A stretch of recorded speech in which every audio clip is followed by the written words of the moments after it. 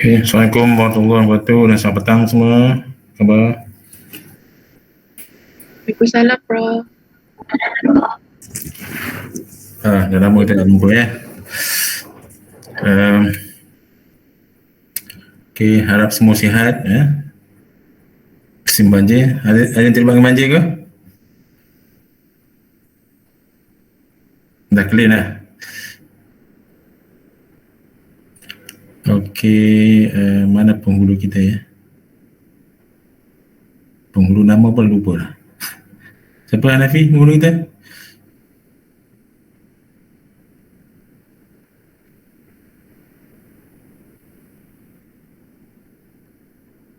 Kita dah sampai mana itu?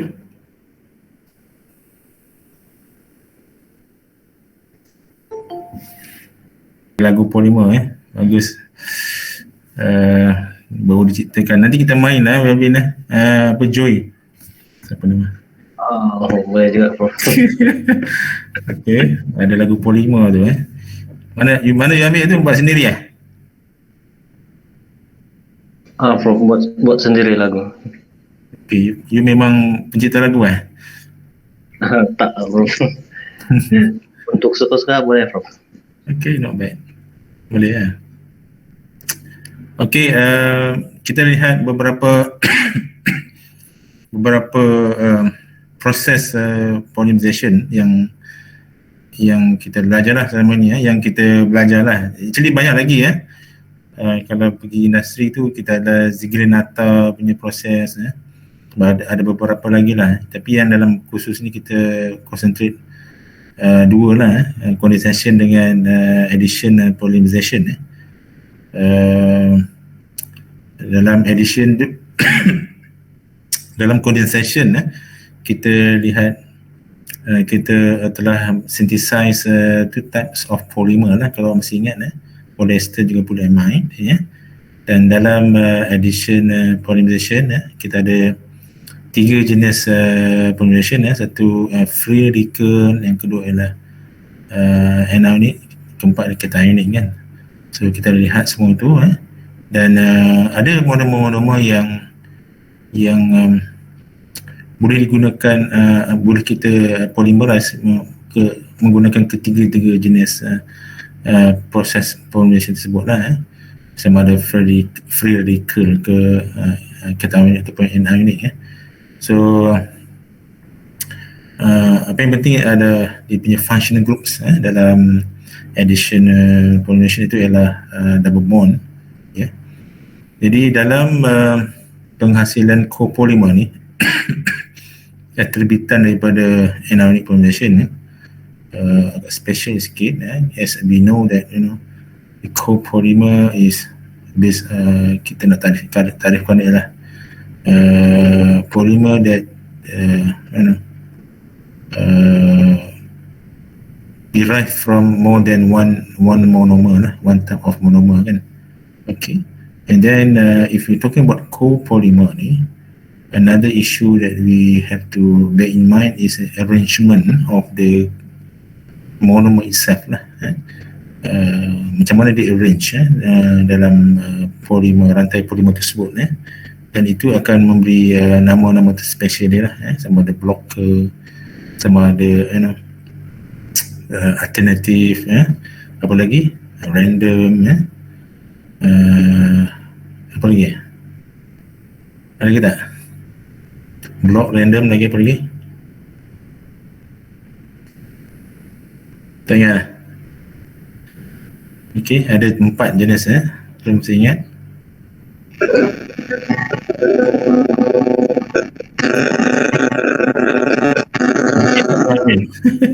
You punya suara pecah. Tak boleh pecah. Tak apa, you siapa yang tak boleh nak communicate orally boleh type lah. Okay.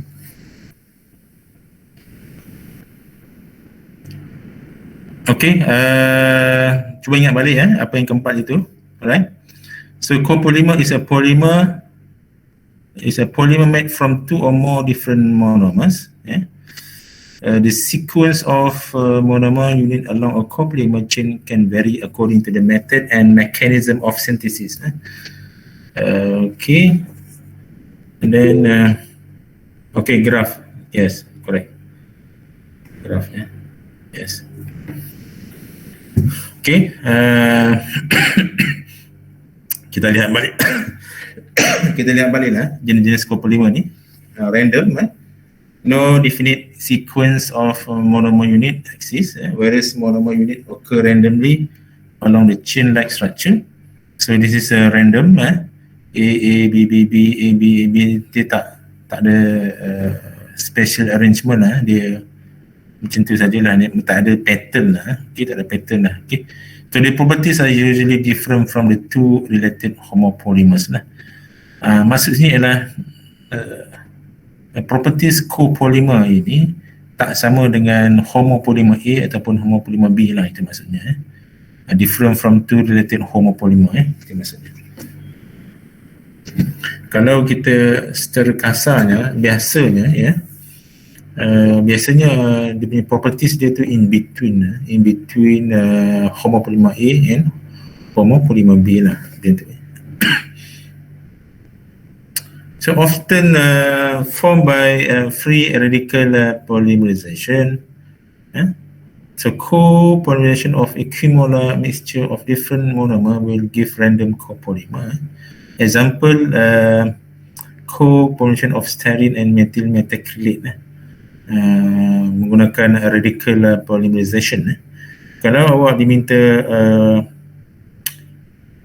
synthesize copolymer kan, so you need to bear in mind walaupun you nak buat copolymer, you kena ingat step-step dalam radical polymerization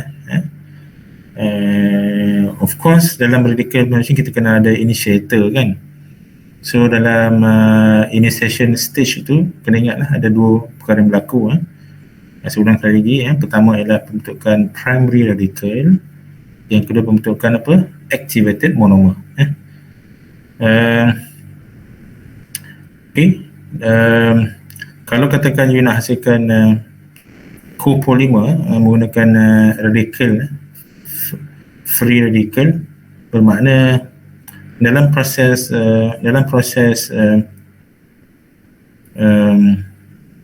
sama ada you kita campurkan monomer itu, campurkan monomer itu A and B katakan,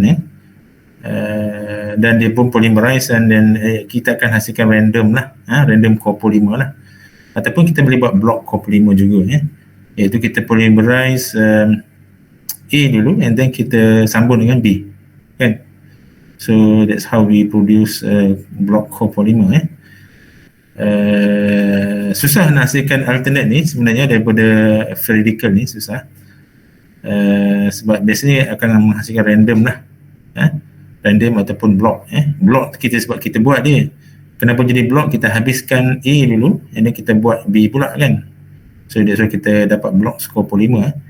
Tapi untuk dapatkan alternate susah. Alternate biasanya ialah condensation, polymerization lah. Okey, mudah untuk dapatkan alternate. Tetapi dalam free radical ni agak susah kita nak control supaya dia alternate, A B kan, susah. Dia kita boleh dapat random ataupun block. Right? Kita akan buat beberapa contoh sekejap lagi.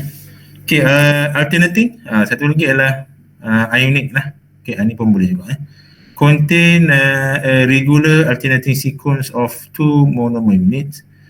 Okay, two monomer unit distributed in alternated sequence. So ini example adalah alternate daripada ionic, often formed by ionic polymerization.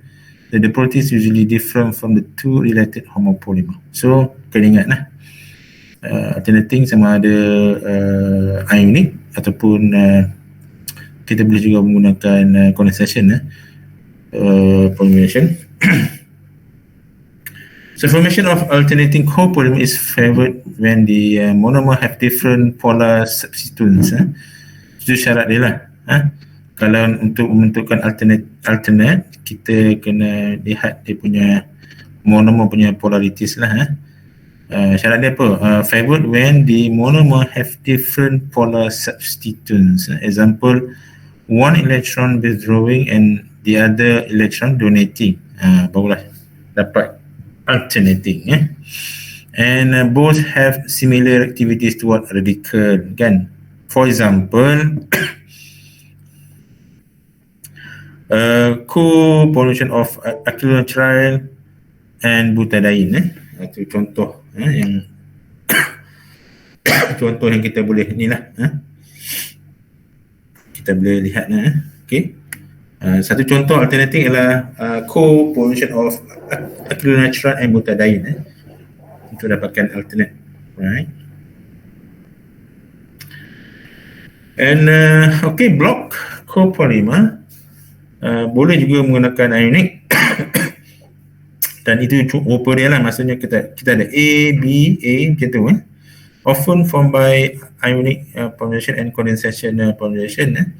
So block copolymer retain many of the physical characteristic of the two homopolymer.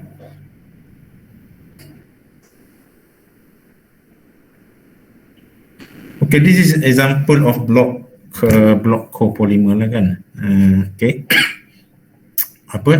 Itu adalah SBS rubber ataupun styrene block butadiene block styrene ataupun SBS rubber. Macam mana kita nak buat polymer ini? So, sama ada kita gunakan ionic ataupun kita gunakan free radical pun boleh juga. Okay, free radical pun boleh, ionic pun boleh juga, dua-dua sekali boleh. So this is example yang paling baik lah untuk kita lihat bagaimana kita nak menghasilkan first kali kenapa kita nak hasilkan copolymer ni kan. Okay, pertama sekali kita nak hasilkan variety of polymer variety of polymer with different mechanical properties atau different properties lah. Okay, for example kalau kita lihat contoh SBS ini, kenapa styrene digabungkan dengan butadiene, for example. So styrene itself is a brittle plastic, skelasi brittle, highly crystalline, highly amorphous, styrene sebab dia transparent kan, styrene, so dia brittle, tetapi butadiene pula is a synthetic rubber kan, dia flexible dan sebagainya. So kalau kita combinekan, if we combine styrene and butadiene, kita akan dapat satu materials yang di tengah-tengah, di mana material dia cantik macam styrene, tapi dia tak brittle macam styrene. Okay, dia bukan lembut macam butadiene, dia bukan flexible sangat macam butadiene, tetapi dia keras juga, tetapi dia tidaklah brittle macam tu. For example, kalau kegunaan dalam casing ataupun dalam electronic devices, biasanya casing lah, okay? For example handphone okay. Kalau handphone tu menggunakan styrene, kalau handphone tu jatuh, apa yang berlaku? Akan berderai lah, pecah, sebab styrene is brittle kan. Jadi engineer dah masuk co-polymerizkan dia dengan butadiene, so dia akan menjadi more flexible, so dia jatuh dia tak pecah because of di butadiene punya region ni akan absorb the impact tu kan, macam tu. So that's how engineer modified the properties of polymer lah. So block ni memang agak special sebab block is one of the technique that we can use to modify the brittleness of the polymer. Okay, kita ada teknik lain juga selain daripada this is chemical teknik lah. Maksudnya kita menggabungkan rubber itu secara chemically. Maksudnya apa? Kita react kan, kita tindak balaskan rubber itu dengan another component lah, plastik kan. So rubber dengan plastik itu styrene chemically dia akan bertindak balas secara chemical, ataupun kalau dalam polimer ni, kalau cakap chemical itu ada ikatan kimia lah di antara komponen yang brittle dengan komponen yang fleksibel ni. Tetapi kita ada satu lagi teknik kita panggil physically. Okay, dalam physical punya teknik kita hanya campur saja. Maksudnya macam mana? Kita leburkan stearin dan kita campur dengan rubber. Kedua-duanya digaul lah dalam keadaan panas. Dalam keadaan panas tu, dalam polimer, bahasa polimer kita panggil blending. Kita blendkan polystyrene dengan rubber, butadiene. Okay, so itu panggil blending lah. Kita blendkan. So itu antara teknik yang untuk kita modify the mechanical properties of styrene. Kita blendkan styrene dengan rubber. Okay, not necessary butadiene. Kita boleh juga gunakan other rubbers lah. Okay, apa rubber lain yang contohnya natural rubber for example. Kita boleh juga gunakan natural rubber, boleh isoprene for example, untuk modified styrene, ataupun it's not necessary styrene. Polyethylene itself is also brittle. Dia lebih keras dan brittle lah. So kita boleh modify juga. Ini kita panggil blend. Kalau kita gabungkan polyethylene dengan rubber, itu yang kita panggil TPNR, thermoplastic natural rubber. Itu one of the plastik yang digunakan dalam pembuatan shoe sole. Pembuatan shoe sole ni tapak kasut yang lebih fleksibel, dan tidaklah terlalu lembut macam getah dan tidak keras macam polimer lah. Okey, itu saya nak beritahu lah. Maksudnya apa yang kita belajar ni sebenarnya kita nak nak faham apa yang engineer dah buat kat luar lah. Okay, kita try to relate dengan apa keadaan sebenarnya yang berlaku lah. Okay, maksudnya kita boleh modify lah polimer tu. Kita kalau masuk sikit rubber, dia akan keras sikit. Kalau masuk banyak, dia akan lembut banyak kan. Itu je. Dia punya resepi dia macam buat kuih je. Macam tu je. Right? Okay, dalam penghasilan structure ni, kita boleh juga gunakan teknik apa ni panggil block combination by leaving ionic polymerization. Kalau kita mesti ingat, dalam ionic polymerization itu structure terakhir itu dia kita tak boleh terminatekan dia kan, right? Kenapa kita tak boleh terminatekan dia dengan another living polymer? Sebab dia charge yang sama.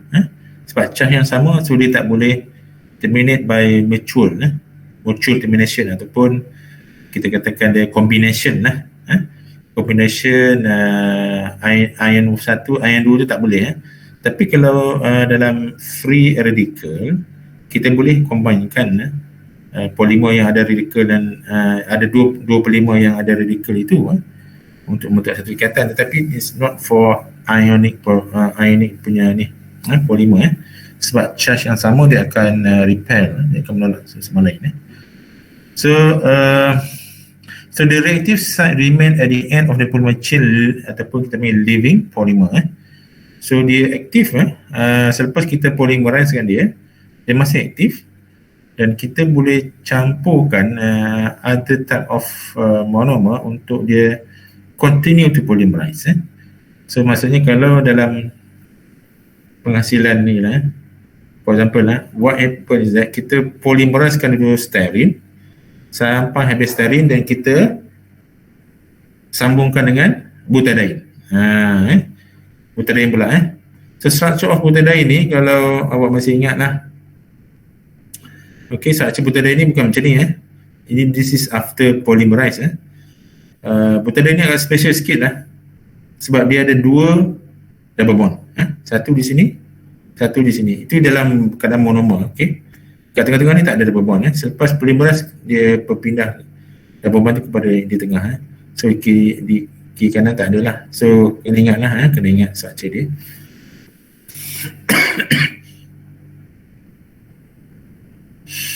Okay, kita boleh menghasilkan tadi blok copolymer tu menggunakan living ionic polymerization technique lah, ataupun anionic polymerization lah. Okay.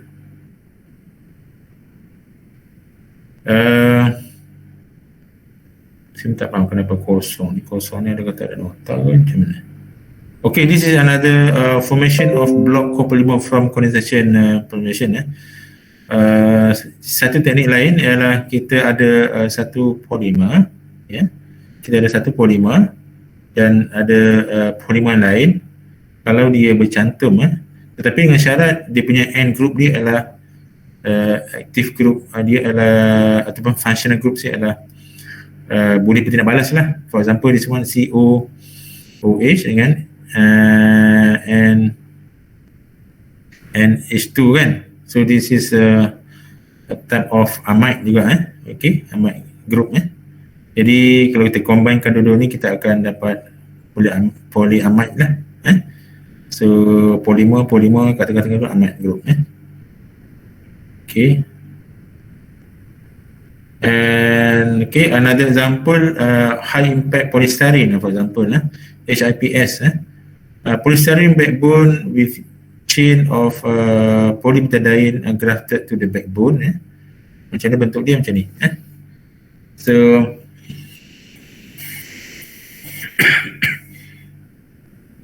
this is example high impact polystyrene. High impact polystyrene tu itself is brittle. Kalau kita letak rubber, dia akan menjadi high impact lah. So kita combinekan kedua-dua ini, this is how the material look like lah. Okay, dia akan jadi apa ni, graph. Itu secara chemically lah. So generally can be synthesized by one of the following technique, graph from technique. Macam mana? A polymer carrying active site is used to initiate the polymerization of a second monomer. Another one is advantage apa? Very efficient. Disadvantage, usually not possible to predict the molecular structure of the graph copolymer and the number of graph form. The second advantage lagi, okay, this is advantage, allow the structural localization of the graph copolymer formed because the backbone and the side chain are both synthesized separately. If the molecular weight of each chain and their overall composition are known, it is possible to determine the number of graph per chain and average distance between the two successive graph of the backbone. Ini lebih kepada kita nak tahu the structure dia lah, macam mana, how the chain itu, di graph itu terbentuk, berapa jarak di antara satu rantai dengan satu rantai lain diikat. Lebih kepada characterization lah. Satu teknik lain adalah ni B patutnya, the graph through technique. In this technique, polymerization with the macromer is involved. The macromer is a low molecular weight polymer which situated on the least one end. Okay, a growing polymer chain can react with an unsaturated site, resulting in the graph copolymer. Macam tadi lah, maksudnya end group dia ada unsaturated, so dia boleh bertindak balas lah, menghasilkan block. Kita panggil grafting through. Grafting through. Okay, this is example. Styrene butadiene rubber. Tadi SBS kan, ni SB saja lain sikit, ada dua sajalah. Tadi ada 3 blok kan, styrene, butadiene, styrene balik. Yang ni adalah 2 saja, iaitu nama dia SBR, styrene butadiene rubber. So styrene butadiene rubber ataupun styrene butadiene or styrene butadiene rubber is a synthetic rubber copolymer consisting of styrene and butadiene, produced by free radical polymerization of styrene and butadiene. butadiene can undergo either 1,2 or 1,4 polymerization.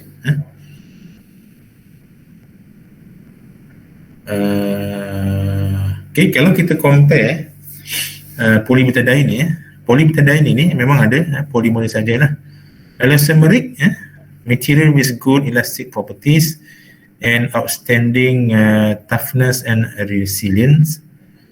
Tetapi dia poor resistant to oil, solvent, oxidation and abrasion. Itu disadvantage of polybutadiene lah. Manakala styrene pula, dia chemically inert and is quite resistant to alkaline, halide, acid and oxidizing and reducing agent. So kalau kita lihat yang mana yang lemah butadiene di cover oleh polystyrene lah. For example, dia brittle at low temperature. So polystyrene brittle at low temperature. Tetapi butadiene dia brittle, dia flexible kan, ataupun elastomeric. So apa jadi kalau kita combine kedua-dua tu, commercial SBR is produced by either emulsion or solution copolymerization. So emulsion copolymerization is either cold or hot. Produce SBR with different microwave and microwave distribution macrostructure. Kalau kita lihat so the solution copolymerization process involve the use of alkyl lithium catalyst. This is ionic reaction lah. So solution SBR generally has the higher microwave, narrow microwave distribution and higher cis-diene content than emulsion SBR. It has good abrasion resistance and good aging stability when protected by additive, and is widely used in car tires where it is blended with natural rubber. So maksudnya dalam car tires itu is not 100% not 100% natural rubber lah. Okay. Ada kereta, ada kenderaan yang menggunakan 100% natural rubber, iaitu kapal terbang. Okay, kapal terbang menggunakan 100% natural rubber, tayar kapal terbang. Tetapi dia, of course, dia ada a certain crosslink lah. Sebab apa dia menggunakan natural rubber? Sebab natural rubber ialah satu-satunya rubber yang boleh sustain ataupun boleh tahan lah impact yang kuat daripada kapal terbang yang berat tu jatuh kan, dia turun landing tu, dia boleh absorb the impact tu, dan dia boleh maintain the structure. Itu yang hebat lah. Natural rubber tak boleh. Sorry, synthetic rubber tak boleh. Natural rubber saja yang boleh. That's why kita engineer menggunakan natural rubber lah, 100% untuk buat tayar kapal terbang tu kan. This advantage of natural rubber. Dia lagi flexible, lagi resilient compared to synthetic. Tapi kalau lah tayar kereta kita dibuat daripada 100% natural rubber, apa jadi? Bagus in term of grip, grip dia bagus, tapi sekejap dia dah haus. Maksudnya tak sampai dia tak boleh pergi long journey lah, ataupun kilometers lah. Kalau tayar baru boleh pergi sampai berapa? Ada sampai 100 tak? Sampai katakan 50,000 kilometer 50,000 kilometer tayar kereta kalau tayar baru. Tapi natural rubber tayar sekarang lah, kalau katakan dia natural rubber yang mungkin boleh pergi dalam 10 km saja, 10,000 saja. Lepas tu haus habis. Sebab dia senang tanggal, senang dia lembut kan. That's why dia campurkan dengan SBS ini supaya dia lebih keras, lebih kuat, lebih tegar, lebih tahan lama. Okay, lebih tahan lama. Dan of course lah in term of ekonomi dia. Okay, this is how synthetic rubber tadi SBS itu. So maksudnya synthetic rubber masih okey lah, maksudnya penting dalam industri lah. Kalau kita lihat menggunakan transmission electron microscope ini itu panggil electron microscope lah kita akan lihat dot ni di mana yang putih-putih yang kita nampak ni actually is a styrene block styrene block yang hitam kat celah tu itu adalah butadiene okey dia macam ni kira-kira macam ni yang tadi kita nampak macam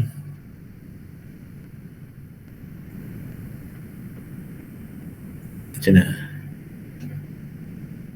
okey inilah SBR kan okey sebenarnya bila dalam keadaan polimer dia nampak macam ni lah macam ni okey this is actual structure lah kalau kita nak draw balik dia punya bentuk dia macam ni lah sebenarnya so this is SBS block copolymer schematic diagram dah so kita ada butadiene styrene masuk butadiene balik masuk styrene balik macam tu ni SBS sorry ni SBS macam ni sorry saya nak tunjuk ni tadi ni ini this is SBS ataupun ini okey SBS kita nampak macam ni tetapi sebenarnya dalam polimer macam ni di mana dia nampak putih-putih tu ialah styrene punya structure lah okey macam ni so this is soft segment soft component this is hard component so jadi overall properties dia in between lah di antara soft dan hard in between sebab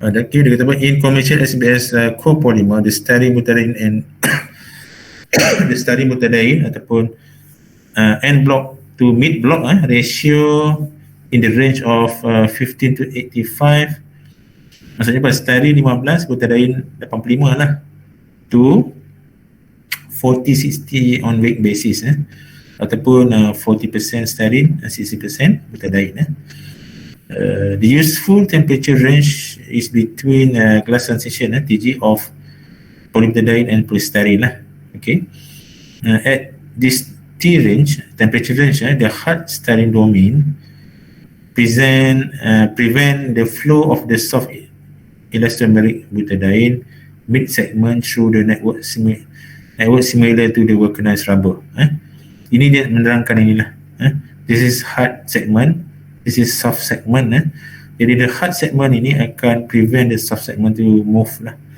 because of the hard segment ni dia menghalang pergerakan the soft segment ni itu maksudnya dan kalau kita lihat dalam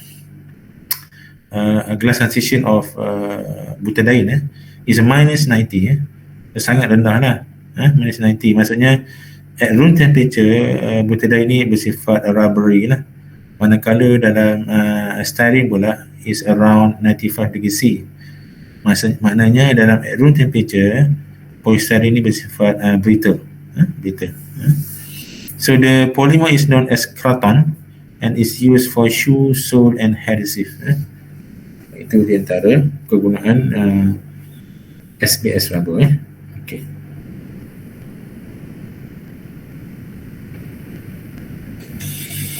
so manakala high impact polystyrene tadi pure polystyrene is brittle but butadiene is elastomeric HIPS produced by free radical donation of styrene in the presence of polybutadiene polystyrene backbone with chain of polybutadiene grafted to the backbone common application of HIP is in toys and product casing product casing itulah yang kata handphone kan yang kita pegang dia soft touch tu itu adalah HIPS lah soft touch ini bentuk HIPS okey dia jambul tadi dia campur sikit tadi nota saya ni okey ada soalan Ini topik penting ya. Okey, topik penting dalam you punya exam juga. Okey, dalam penghasilan uh, modified polymer okey, yang kita bertemu lah. Actually banyak lagi teknik lah modified polymer ni. This is one of the teknik lah, iaitu copolymer lah. Okey, ada soalan daripada Yuan?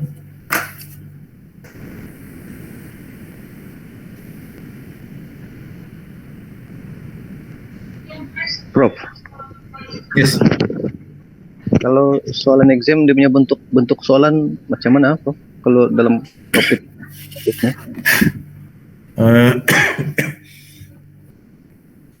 Okey, dalam test 1 saya perlu lupa soalan ni macam mana. Test 1 lebih kepada yang kita macam kita buat quiz lah. Okey, lebih pada structure, lebih pada menjawab soalan komponen-komponen tu kan, yang saya rasa agak mudah lah. Tapi yang final assessment tu agak susah sikit sebab soalan kita bagi tu agak general dan awak kena cari sendirilah dalam internet dia punya jawapan dia. Mungkin topik yang tak cover, bukan tak cover ni lah, kita actually it's difficult to produce question for open book punya ni lah. Okay, assessment lah kan. Jadi soalan itu memang you tak belajar lagi lah, tetapi you can find topik dah belajar kan, tapi teknik tu yang you tak familiar, yang tak diajar dalam kuliah tapi you can find from the internet ataupun reference book sebagainya. Itu yang saya cakap tadi cuma konsep tu kena faham lah. At this time kita buka 1 week saja untuk final assessment. 2 soalan besar lah, ada anak-anak ni lah. Jadi kena buat cepat juga lah. Okay, 1 week tu agak ni kena familiarize dengan terminologi tu lah. Jangan apa yang saya cakap yang di luar pada nota tu penting juga untuk you try to understand lah. Okay, certain terminologi yang you tak faham tu you boleh tanya lah. Kalau saya sebut you tak faham, you boleh tanya apa yang maksud saya sebutan tu kan.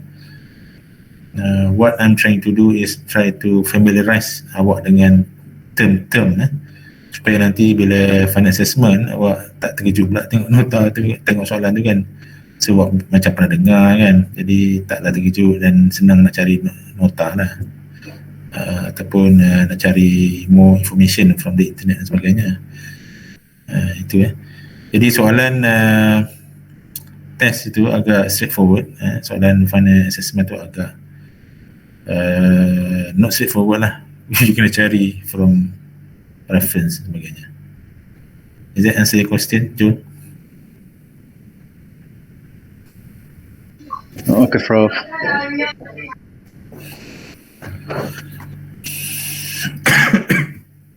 Apa nanti saya ni balik saya kena lihat balik soalan tu macam mana bentuk dia. Agak straightforward saya tak pasti ni yang ini open book ke close book ni, saya nak tanya balik 2 orang pesyarah lain tu yang membuat soalan tu. Bukan saya buat soalan, dia orang buat soalan kita akan lihat beberapa contoh soalan okey. Right, kalau tak ada kita lihat topik seterusnya lah kan. Boleh ke saya tutup topik ni? Ada soalan tak?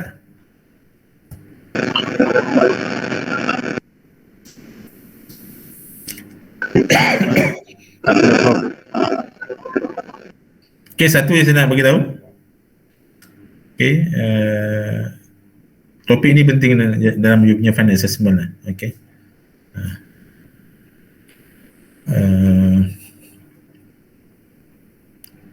Okay. Ada soalan lain?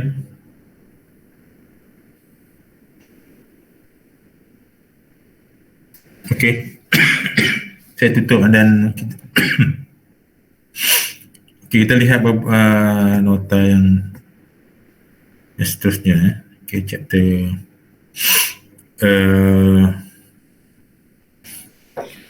okay, saya ingat saya nak masuk properties of polymer ni.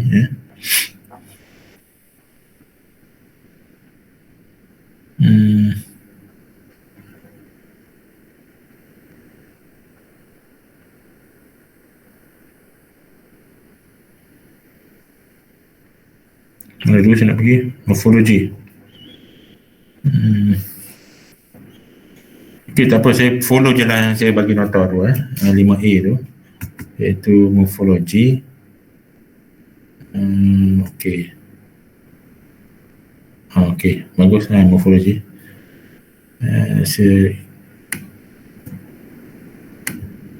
Okay, saya pergi properties of polymer okay, and then cover chapter 5 tu A, B, C, D lah A, B, C banyak sangat C, A, B, C, okay, A, B, C so saya akan tunjuk dulu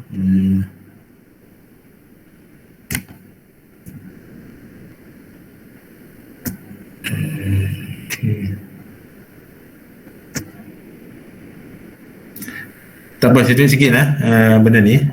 Tadi you dengar kan saya sebut glass transition apa lagi saya sebut at room temperature, flexible, at room temperature, brittle kan, betul tak? Macam mana kita nak predict tu macam mana kita nak predict polymer tu at room temperature dia sama ada dia brittle ataupun flexible. Kita boleh predict based on glass transition. Kalau kita ada properties glass transition dia, kita boleh predict lah polymer tu sama ada dia flexible ataupun not flexible at room temperature. Itu maksudnya. So this topik lah yang akan menerangkan benda tu. So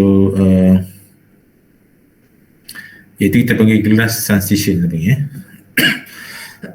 Okay.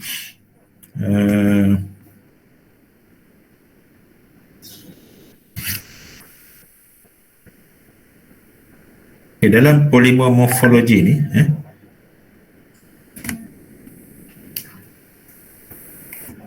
okay, dalam polymer morphology ni kita akan lihat bagaimana morphology ataupun arrangement of rantai-rantai polimer itu mempengaruhi dia properties lah. Okay, itu maksudnya. Okay, small molecule mostly exist in three state sama ada gas, liquid ataupun solid lah, right?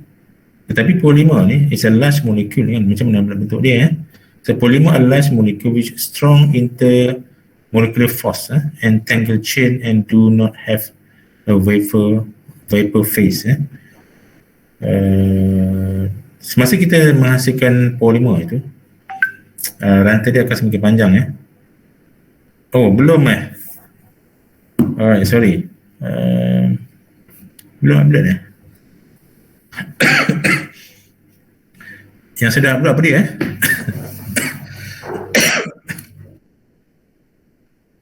Okay, sorry very sorry. Okay, tak apalah. Dengar dulu boleh Nanti saya belum minta maaf. Okay, semasa kita polymerize polymer tu, satu-satu rantai tu akan panjang kan, betul tak? Panjang mengikut sejauh mana lah dia punya degree of formulation tu kan, sejauh mana dia punya repeating unit masuk dalam polymer tu akan bentuk rantai panjang dan dia akan serentak berlaku dan kena ingat setiap rantai itu di antara rantai-rantai itu ada interaction ada interaction lah di antara rantai itu bergantung kepada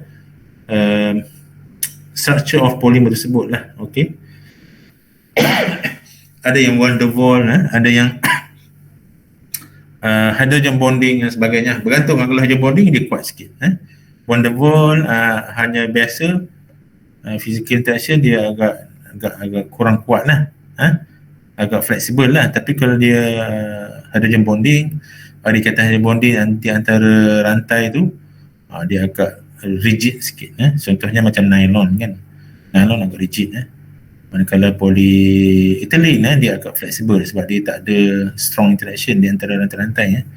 Dia mungkin hanya physical interaction and then dia tangle, chill sajalah. Tetapi yang ada interaction itu dia akan agak keras dan hard dan inilah lebih kuat lah. Okey, itu kena faham itu right. Dan so kita do not have vapor phase sebab dia rantai panjang, dia tak boleh bentuk vapor lah. Okay, they decompose before the temperature get high enough to form a vapor. Kalau terpanaskan dan rantai itu dia tak sempat nak vapor, dia akan degrade dulu. Itu maksudnya dia akan apa maksud degrade ni? Rantai dia akan putus lah. So dia tak boleh membentuk gas phase lah. Dia hanya bentuk dua phase sajalah, liquid dan solid saja, solid ataupun liquid.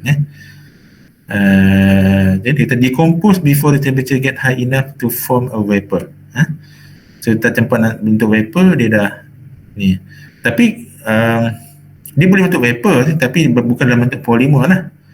It's macam dah degrade lah, ataupun dipanggil oligomer lah. Dia boleh bentuk vapor juga tapi dalam bentuk oligomer ataupun rantai yang lebih pendek lah sebabkan oleh degradation. So solid polymer can be modeled in term of two phases, sama ada crystalline ataupun amorphous lah. Sekejap.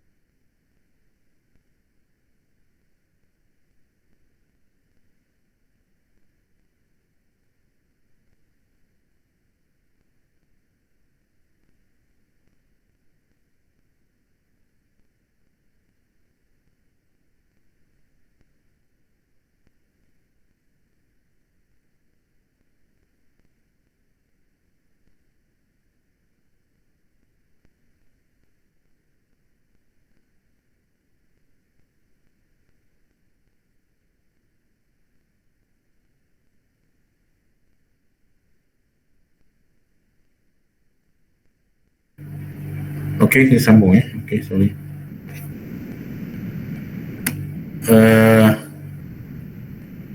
Sekejap sini.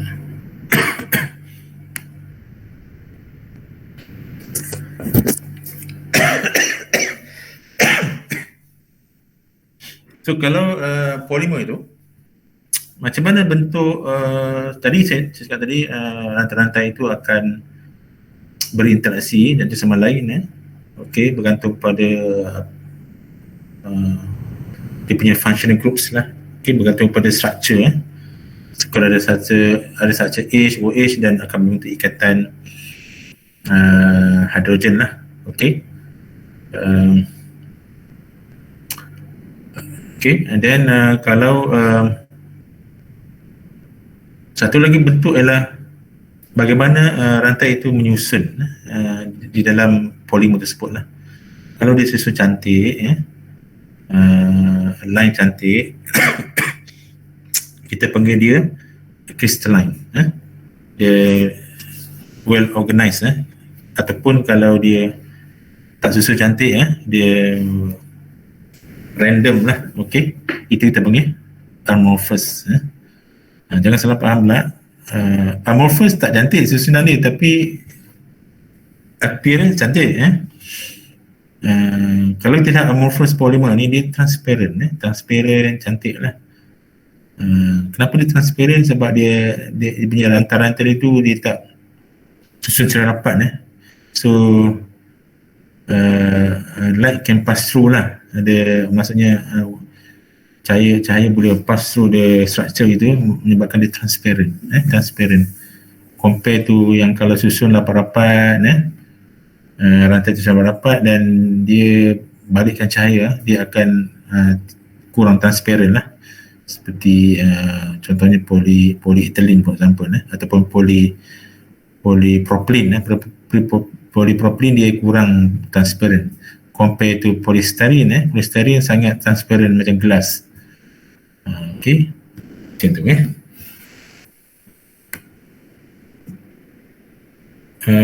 Okay. Now this is amorphous. Kita panggil amorphous, maksudnya dia punya rantai dia tidak susun secara baiklah, random macam ni lah. Characterized by almost complete lack of order among the molecules. Tadi saya cakap tadi, di antara rantai-rantai ni ada interaction kan. Dan kalau dia keadaan macam ni, dia pun memberi strength juga kepada bahan tersebut lah. Okay. Ataupun kita panggil irregular having no apparent order of shape lah. So tak ada shape yang special lah, tak sama kan.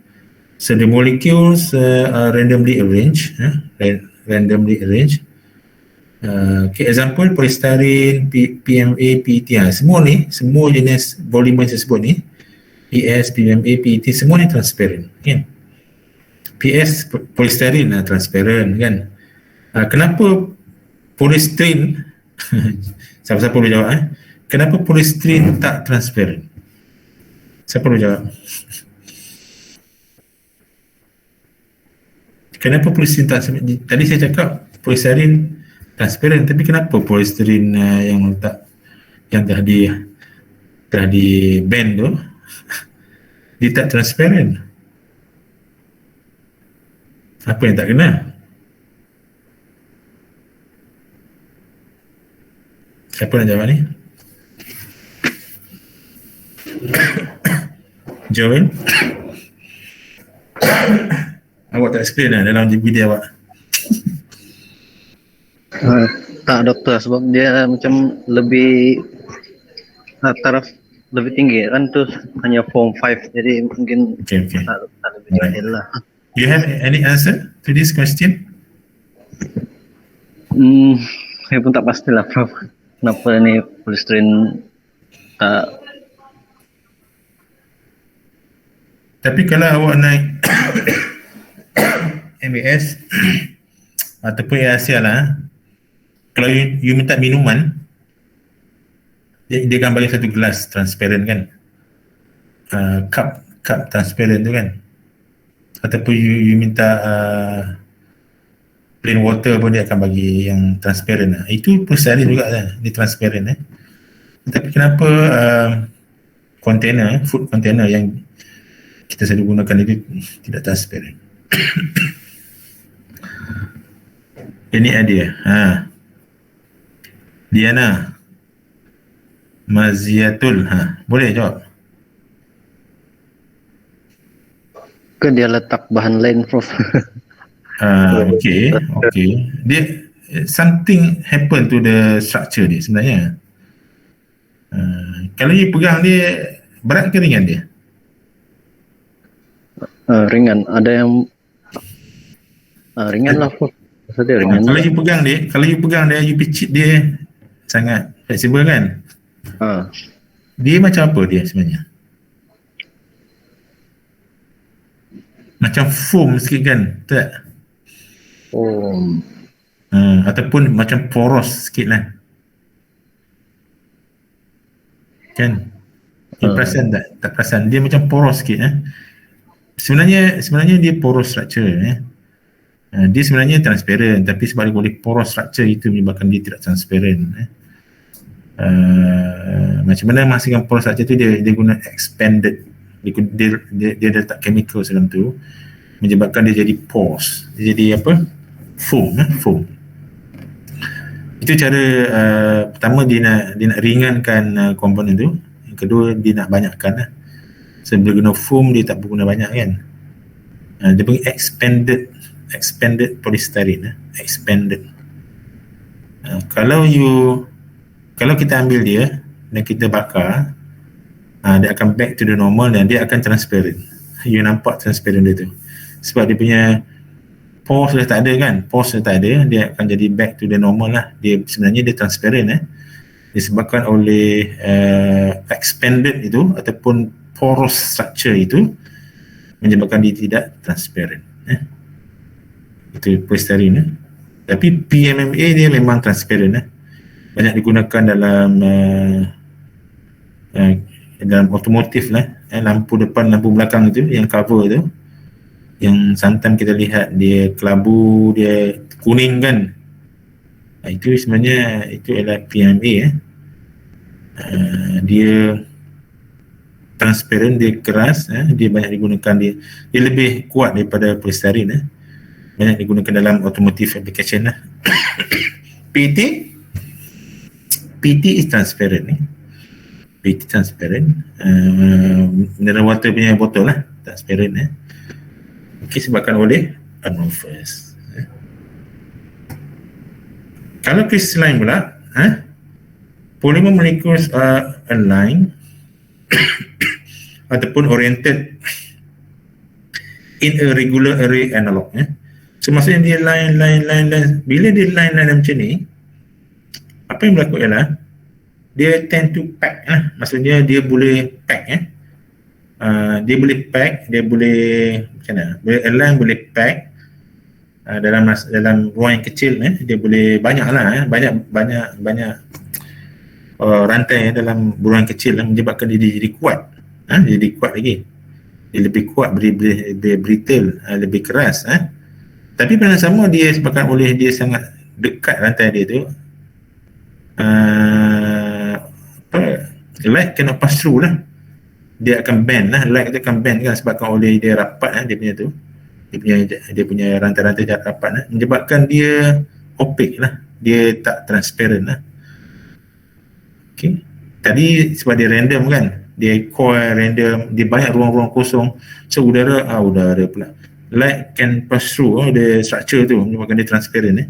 Tetapi tidak kepada yang crystalline polymer. Dia lebih opaque, dia tak transparent sangat lah. Masih nampak bayang-bayang tu, tapi dia tidak transparent.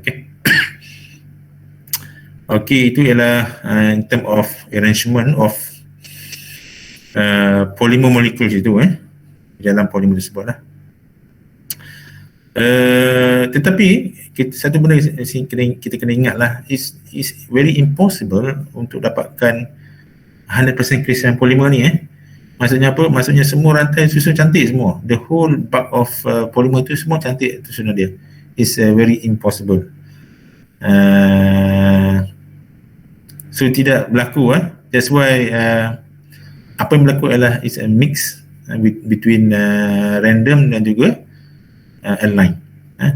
Kita panggil semi-crystalline. Kita panggil dia semi-crystalline. So often called semi-crystalline polymer because polymer never achieve 100% crystallinity. Okay. So semi-crystalline polymer contain both crystalline and amorphous region in the same sample. For example,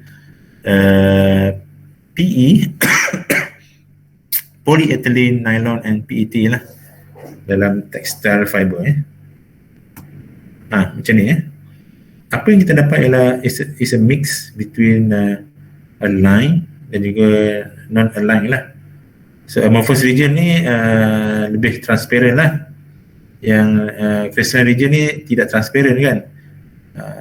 At the end of the day, kalau kita combine kedua-dua ni, dia kurang lah transparent dia. Macam tu. Ini level yang besar lah, kita zoomkan sampai level molekul ni.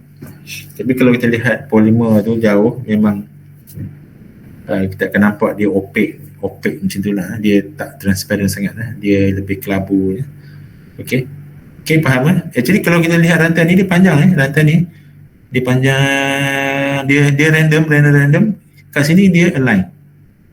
lepas tu dia random balik, lepas tu align. Dia on off, dia align random. So jadi overall dia akan is a combination lah. That's why we call it semi crystalline. Jarang orang panggil semi amorphous. Biasanya orang akan sebut semi crystalline polymer. Okay, faham itu in term of arrangement lah. So of course di antara rantai-rantai ni ada interaction lah. Okay, ada interaction lah.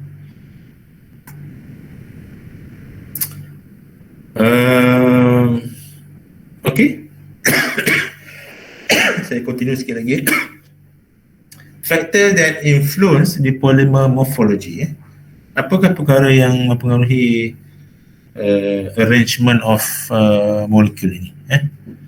Pertama adalah degree of polymerization ataupun DP, degree of polymerization. So polymer with high degree of polymerization have difficulty organizing into layers because they tend to become tangled, ataupun kita kata amorphous lah. For example apa dia? Salah satu polymer yang amorphous tapi tidak transparent, seperti natural rubber. Okay, natural rubber dia amorphous tapi dia tak transparent kan. Okay, dia very high molecular weight, sampai million, sampai juta dia punya molecular weight dia. Dan dia adalah amorphous dan dia boleh tangle. That's why dia sangat tidak transparent lah. Dan dia adalah amorphous polymer. Degree of polymerization pertama. Yang kedua ialah cooling rate. Macam mana saya sebut ni? Slow cooling provide time to greater amount of crystalline to occur. Proses cooling rate ni saya berlaku semasa kita panaskan polimer tersebut lah. Semasa kita panaskan polimer tersebut, polimer tu akan freely move lah. Okay, dia more flexible.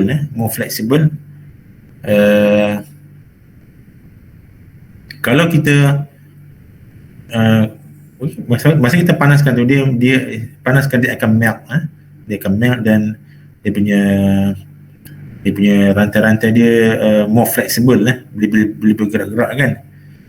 Okay, kalau kita biar dia kat luar ataupun kita slow coolkan dia, slow cooling provide time to greater amount of crystalline to occur. Maksud kita biar dia jadi sejuk. Jadi semasa proses penyejukan itu, rantai-rantai itu akan susun di antara sama lain, menyebabkan dia lebih crystalline lah. So kalau kita sejuk dalam keadaan slow, dia akan ada masa lah untuk susun. Itu maksudnya. So dia kata slow cooling tu. The slow cooling provide time to greater amount of crystallization to occur. So semasa dia panas, dia random. Semasa dia sejuk, dia akan align kan. So kalau kita bagi ample time, masa yang cukup, dia akan susun cantik dan itu akan menyebabkan the crystallization dia akan meningkat. Itu satu. Kalau kita rapid quench, dalam keadaan kita melt dia, dalam keadaan rantai tu random kan, tiba-tiba kita sejukkan dia, kita ambil dia, kita letak dalam ais katakan, itu panggil rapid quench. So dia tak sempat nak susun, that's why dia amorphous. Yield highly amorphous material. Kita nak hasilkan amorphous, kita buat macam ni lah, kita panaskan dia dan kita sejukkan cepat-cepat, dia akan jadi amorphous. Okay, itu condition dia. Yang ketiga ialah annealing. Annealing will produce a significant increase in crystallinity in most polymer. Anneal ni akan, apa maksud anneal ni? Kita panaskan dia, kita heating and holding at appropriate temperature below the crystalline melting point followed by the slow cooling. So apa yang berlaku, kita panaskan polymer tersebut tetapi di bawah melting temperature. Dia masih bentuk yang sama tetapi di bawah melting temperature. Maksudnya apa?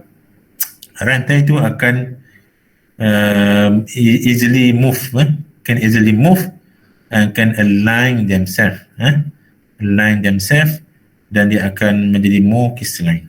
Dia akan menjadi more crystalline in most polymer kan. That's why annealing will produce a significant increase in crystallinity in most polymer. Sebab tu kita panggil dalam metallurgy kita panggil heat treatment lah. Tapi dalam dalam khusus polimer kita panggil annealing. So annealing ni dia akan meningkatkan ataupun dia akan menguatkan properties of polymer tersebut. Terima kasih.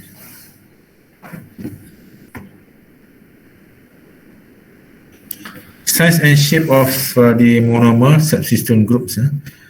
Tadi bergantung kepada degree of formation, kedua bergantung kepada how we do a heat treatment kan. Yang ketiga bergantung kepada size and shape of monomer subsystem group, bergantung pada chemical structure.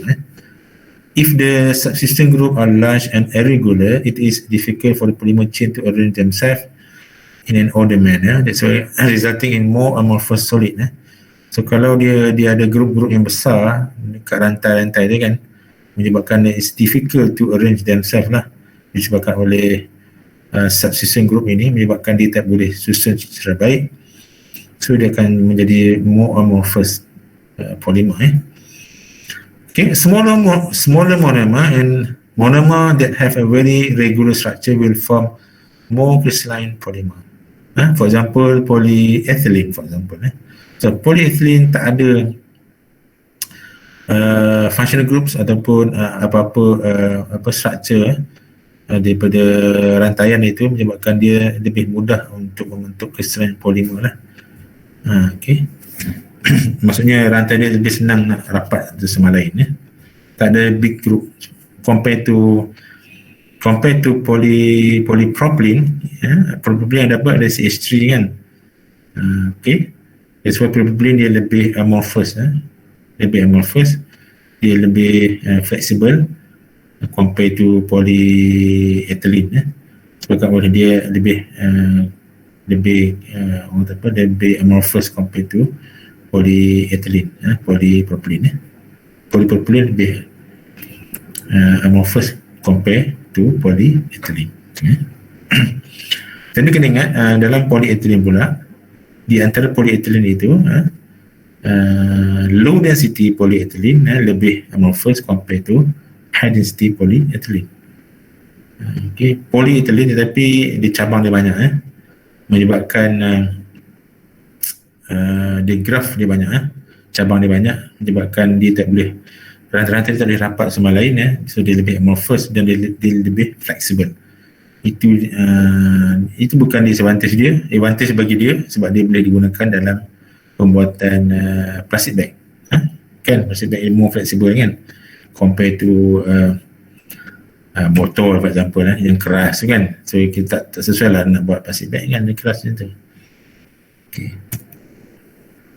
And okay, itu habislah tiga perkara lah, degree of formation, cooling rate and size and shape of monomer subsystems. Okay, nak sambung lagi kan, nak stop di sini? Stop kat sini lah. Saya akan yes. Stop. Atila cakap apa tadi? Dah cukup.